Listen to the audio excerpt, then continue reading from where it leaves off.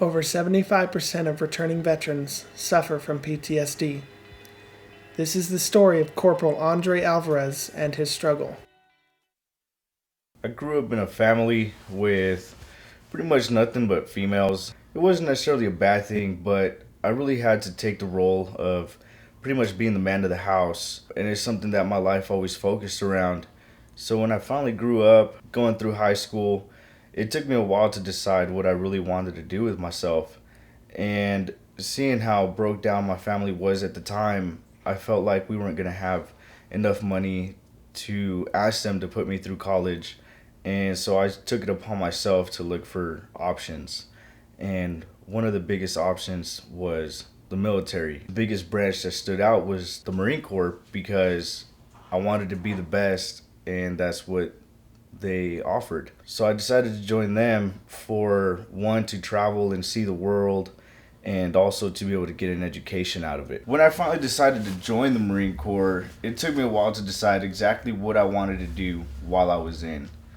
And talking to the recruiter, well, I actually talked to multiple recruiters, and they all offered different perspectives. One was a motor T guy, the other was infantry. And the one thing that really attracted me was going into the infantry. I felt like being on the front lines is something I wanted to do. As I said in my childhood, I mean, I was the man of the house. I was always there, helping and providing. So I figured being on the front lines would be almost the same thing. I'd be center of attention, being there for everybody. So when it came down to it, I decided to go in infantry. By the time I left, I went through boot camp, did my 13 weeks, and shortly after that came my first tour to Iraq. At the time I was single, so it really didn't bother me much. I didn't even think about it. I kind of just went in there headstrong, thinking I was the best in the world. Eventually my tour came to an end. We all came back. My whole unit came back. Everything was fine. And, during my time home, that's when I met my wife. I felt like things changed after that. I went back to my unit, and I came back a little bit more scared, a little bit more worried. And I think it's because of the fact that I didn't want something to happen to me and have to put my wife through something like that. And so going into my second tour back to Iraq, it was hard. It was different. I felt different. Things didn't feel the same anymore. During that second tour, I lost a few friends. I did run into an IED, and I think that's when things really started to affect me in a negative perspective.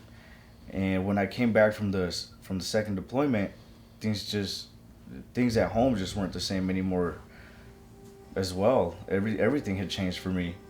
And it wasn't so much myself that realized that. It was my friends and my family around me that really noticed the changes, tried to help pursue me to get help.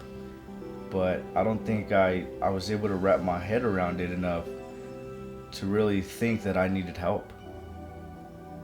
I think being in large crowds was the most difficult thing that I had to overcome. And so I had to seclude myself. I spent a lot of time alone. And shortly after that is when I found a shelter dog. And I adopted a little dog, and he kind of changed my life. And after a while, taking the time to train him properly, I decided to make him my service dog.